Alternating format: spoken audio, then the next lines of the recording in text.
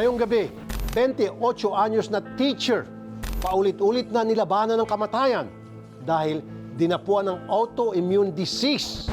At kilalanin ang Lumpia King ng Cavite na may kakaibang specialty, fresh lumpia. Sa uling, ako po si Rafi Tulfo, ang kapatid mo.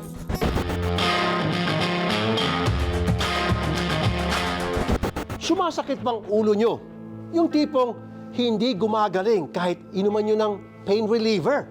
Kumonsulta na kayo sa doktor dahil malamang sinyalis siya ng mas malalang sakit tulad na nangyari sa guro sa kwentong ito.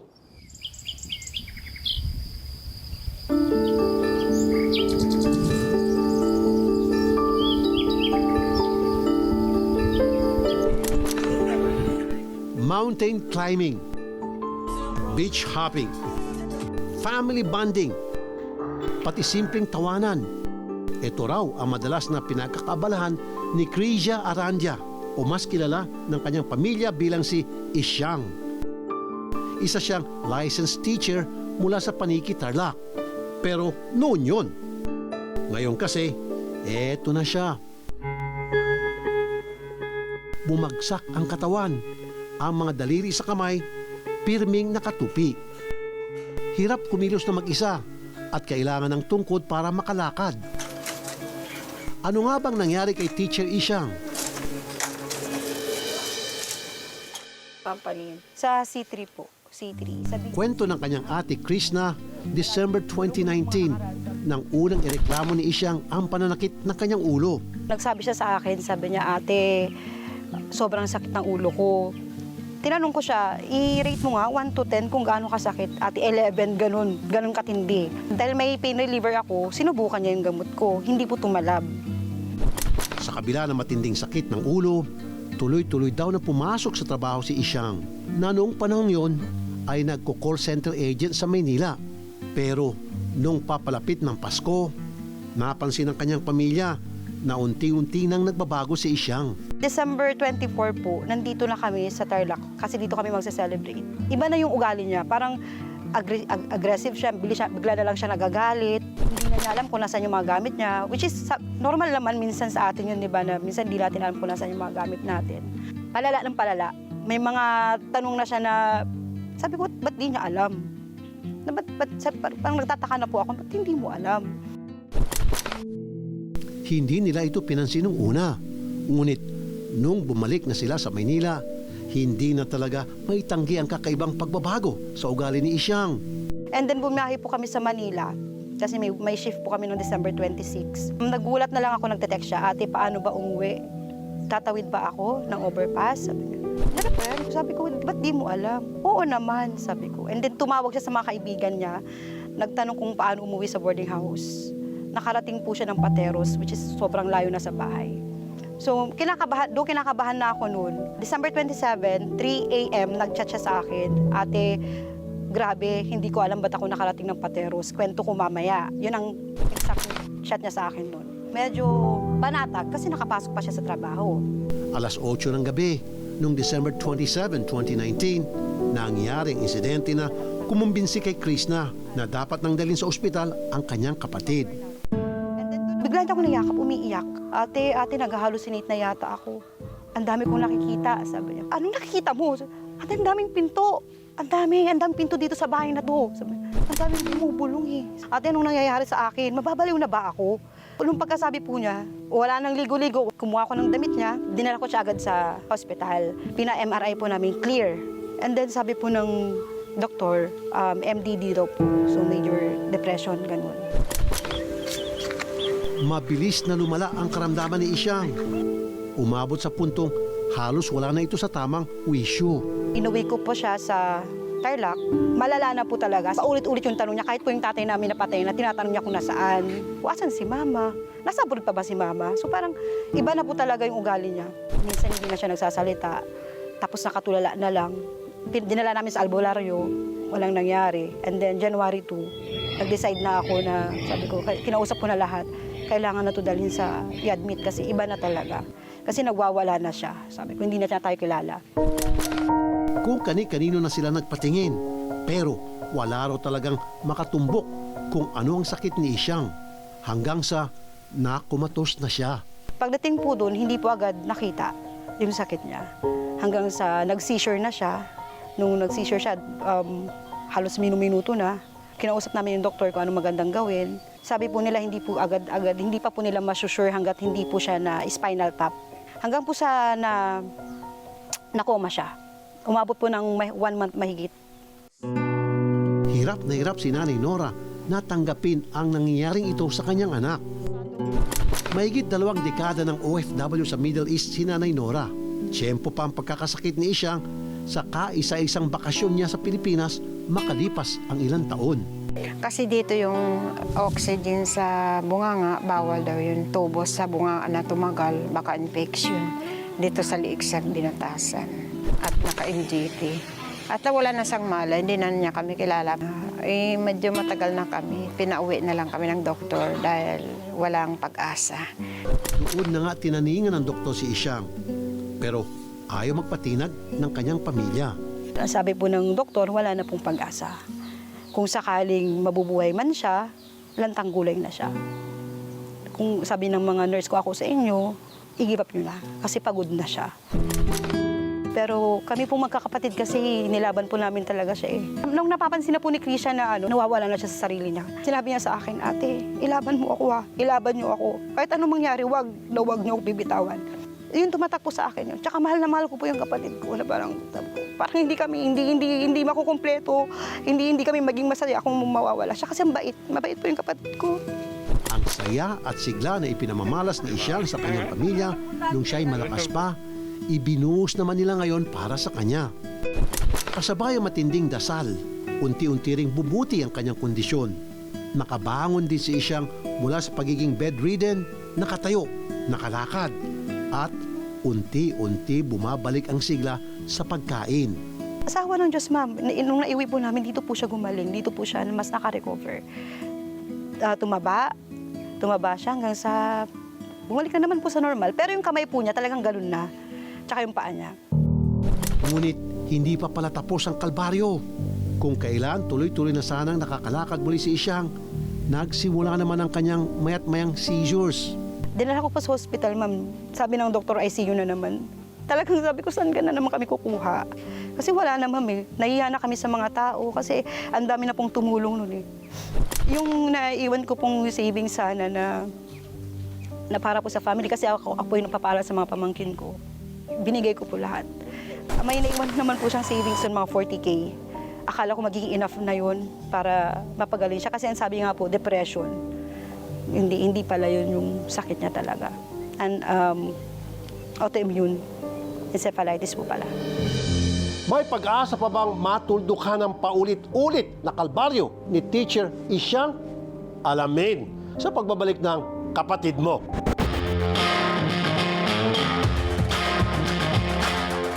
Nagmistulang roleta ang buhay ni Teacher Isyang. Mula nang tamaan siya ng autoimmune disease. Minsan malakas, minsan baldado at maospital na naman. Sa kabila ng paulit-ulit na pagsubok, desidido siya at ang mga mahal niya sa buhay na patuloy na lumaban.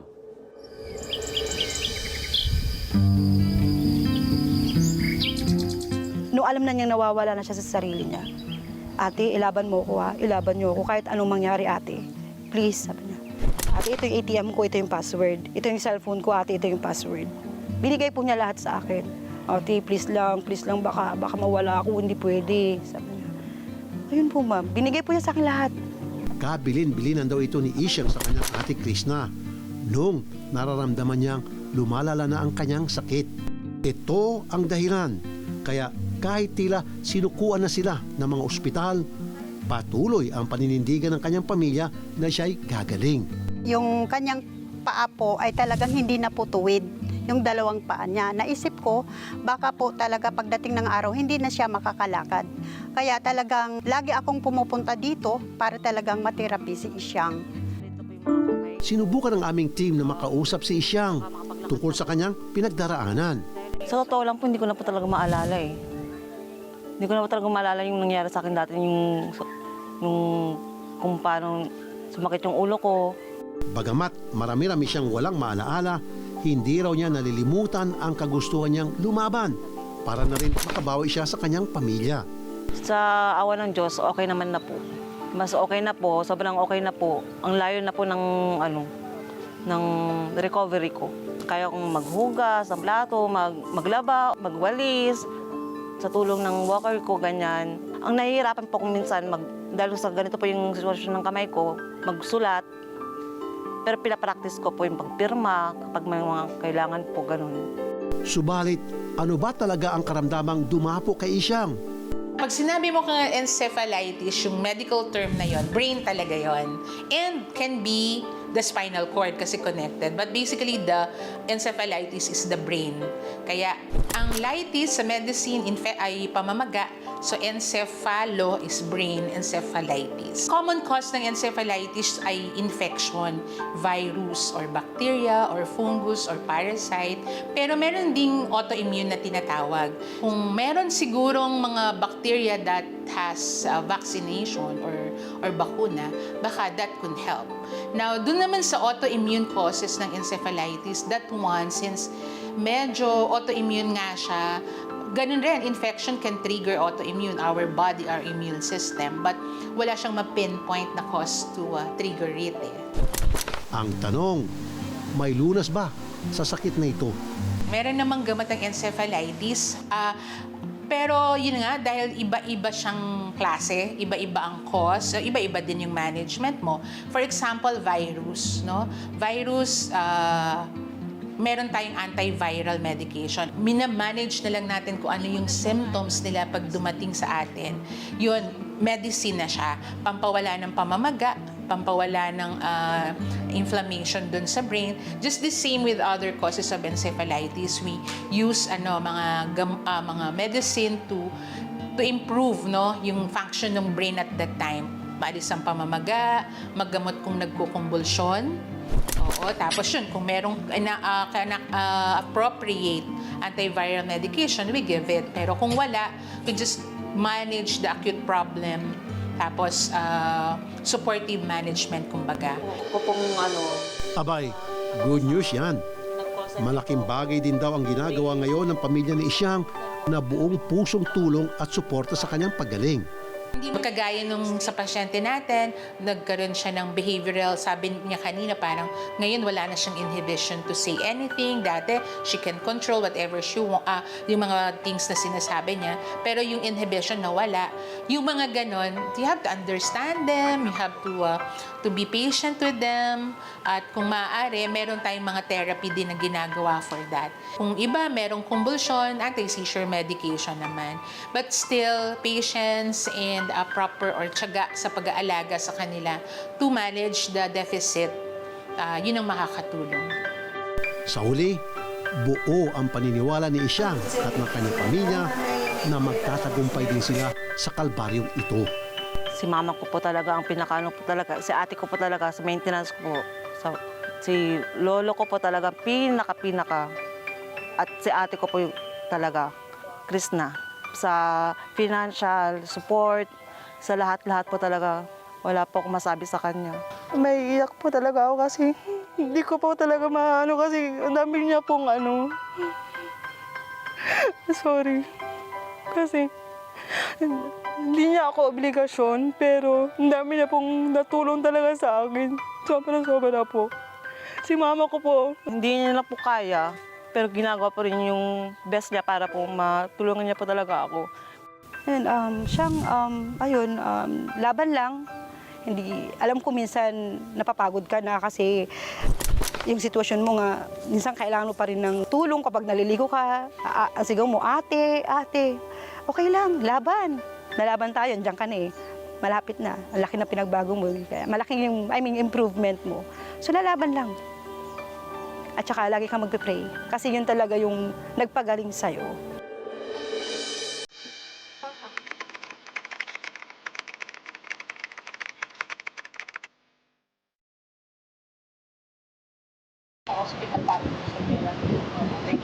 Maraming salamat po sa tulong. Itong pera po ito, gagamitin ko sa maintenance, sa therapy, sa para po pagpatuloy na po yung pagpagaling ko. Maraming salamat po. God bless po. Sir Rocky. Po, Idol. Idol, maraming salamat po sa tulong po na binigay po ninyo. Malaking tulong po ito para po sa pagpapagaling po ng kapatid ko. At again, God bless po. Maraming salamat.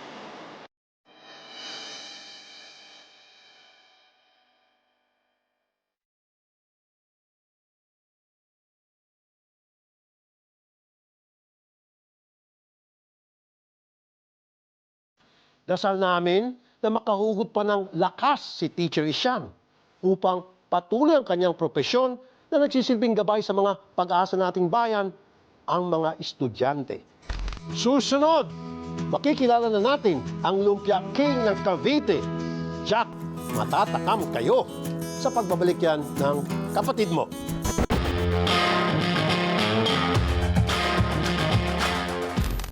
Lumpia, but make it fresh. Diyan nakilala ang Lumpia King ng GMA Cavite. Ang kanyang specialty na master daw niya sa loob ng mahigit 4 na dekada.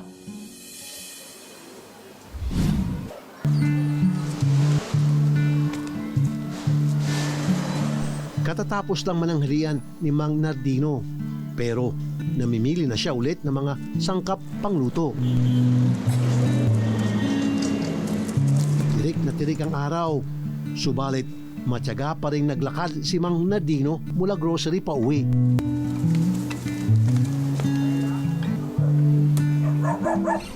Pagpasok sa bahay, agad siyang naghanda para sa kanyang natatanging recipe. Hinugasan ng mga gulay saka naghiwa. Una ang singkamas, pagkatapos carrots. Sunod ang repolyo. O, may idea na ba kayo kung anong lulutuin ni Mang Nardino? Ang mga taga GMA Cavite, alam na yan. Sikat na sikat kasi siya rito dahil sa ibinebenta niyang fresh lumpia. 30 years ho. Dito lang sa GMA, nakakaisang taon pa lang ako. Pero doon sa Tondo, doon ako dati nagtitinda. 30 years na ako nagtitinda ron. Binana pa raw niya ang specialty nito sa lolo at lola niya.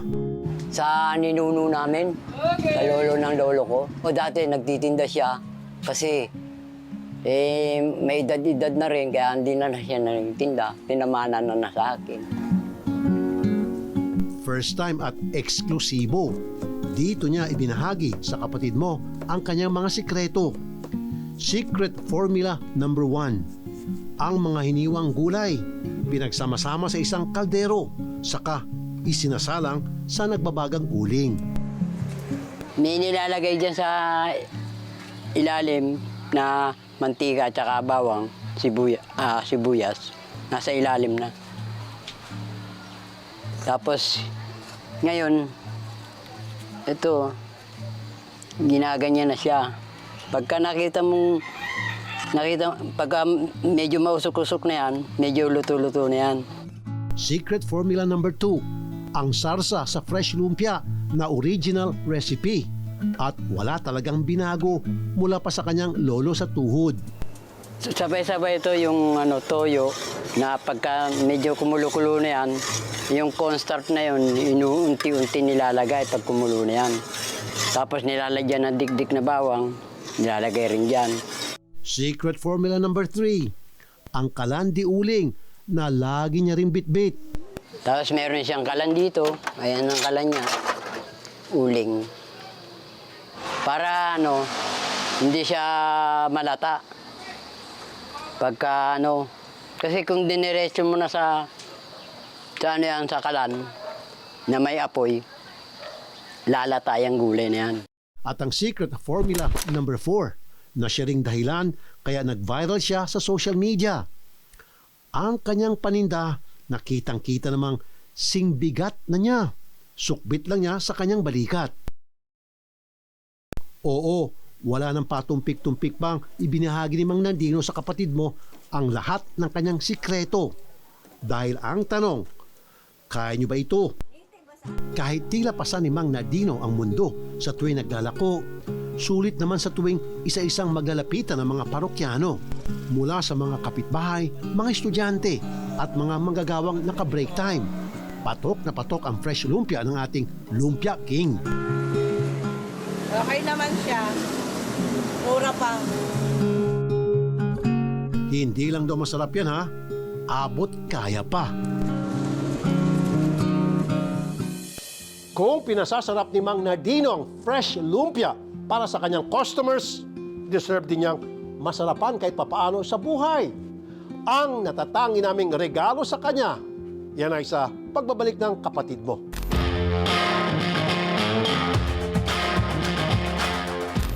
Kung tutuusin, hindi naman kailangan, pero sinatsaga-tsaga ni Mang Nardino na bitbitin araw-araw ang kanyang lutuang diuling para lagi raw masarap ang paninda niyang fresh lumpia.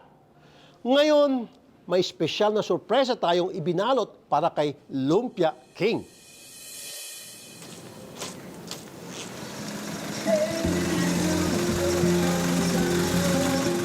Lagi daw masarap, tsaka lagi mainit. Pag binuksan mo yung kaserolang takip, umuusok. Sarap na sarap nga kami, sabi niya ng mga customer ko. Okay na okay. Sana tay, araw-araw ganyan na lang. Sa edad na 56 at nipis ng kanyang pangangatawan, kitang-kita kung paano bumubuelo si Mang Nardino upang mabuhat ang kanyang mga panindang fresh lumpia kasamang kalang diuling. Mabigat. Pero nakakayanan ko rin, 70 kilos naman to eh. Para makapasok sa mga maliliit na eskinita, makapagbenta ako. Halimbawa po, mabigyan tayo ng pagkakataon magka-food cart. Ano pong masasabi ninyo? Oo, yun ang gusto ko talaga. Para po, Para magpahinga yung aking balikat. Napag-alaman naming hindi na pala nakapag-asawa si Mang Nardino. Wala, hindi ko na naisip yan. Ang binubuntun ko na lang, yung dalawang matanda, nanay ko, tatay ko. May nanay pa kasi ko eh, tsaka tatay, buo pa. Mga ano yun na lang inaasikaso ko sa kanila. Aminado rin siya na ito lang ang alam niyang kabuhayan. Eh, wala po akong magawa dahil siyempre, naisipan ko po yun dahil yun lang ang pinagkakakitaan ko kasi wala na akong kabuhayan kaya yun na lang pagtitinda ko, lumpia. Kasi grade 5 lang po ako eh. Ang tinataguyod ko lang yung mga pamangkin ko, ganyan. Ayun, nakatapos na sila. Buong buhay ni Mang Nardino, ibinuhos na lang niya sa mga magulang at pamangkin na sobra-sobra rin naman ang pagkabilib sa kanya. Mabait yung bata, wala akong masasabi kasi binibigyan ako ng pera, minsan gamot, minsan gatas. Nagbibigay po sa amin ng panggastos sa araw-araw po. Nagpapasalamat po ako kasi mabait po siya. At masipag po siyang tao. Wala naman daw pagsisisi si Mang Nardino sa tinahak na landas. Pero minsan, hindi rin niya maiwasang mangarap. Masaya. Wala na ako ining iba pa. Pero gusto ko sana maging maginawa rin. Heto na ang sagot sa kahilingan mo na yan, Mang Nardino. Ang akala niyang simpleng feature ng kanyang istorya sa telebisyon, magiging daan pala para opisyal na siyang magkaroon ng sariling food cart. Kompleto sa gamit. Meron na ring kaldero at sandok. Siguradong mas makakarami siya ng benta dahil hindi na siya mapapagod sa pagpasan sa kanyang paninda. At siyempre, eto na rin ang dagdag na puhunan para sa tuloy-tuloy na paglatsada ng ating Lumpia King. Lumpia King. tapos niyo po yan. Ano yung mga nakalagay ito? Pwede na rin. Sauce. Okay to, sauce. Maganda to sa sauce. Tsaka sa asukal na may mani. Bawang na may sili. Okay to. Kompleto na. Salamat po. Additional puhunan po. Galing kay Senator Rafi. Ano po masasabi? Salamat po. Maraming salamat po. lahat. Sa lahat. Thank you very much. I love you. Binigay siyo sa anak ko na Panganap buhay. pag-anak buhay, hindi na nagbibit-bit sa kuwan, kundi magtutulak lang. Thank you very much. Sinasalamin ng buhay ni Mang Nardino ang tunay at busilak na pagmamahal para sa pamilya. Kahit anong hirap, kakayanin basta may patikim sa kanilang ginhawa na tulad ng masarap na fresh lumpia. Hanggang sa susunod na linggo, ako po si Rafi Tulfo, ang kapatid mo.